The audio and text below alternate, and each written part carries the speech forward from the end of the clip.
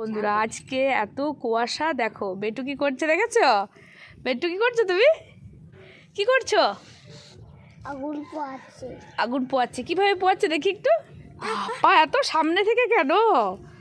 দূর থেকে নাও। হ্যাঁ, আগুন পোয়াচ্ছে। দেখো আজকে অনেক কুয়াশা, তাই বেটুর অনেক ঠান্ডা লেগেছে নাকি? তোমার ঠান্ডা লেগেছে? এখনো আছে না, এখনো আছে। হাতগুলো শেখো না, হাতগুলো শেখো, হাতগুলো শেখো, হাতগুলো শেখো, হাতগুলো শেখো। বাস, এবারে কি করবে?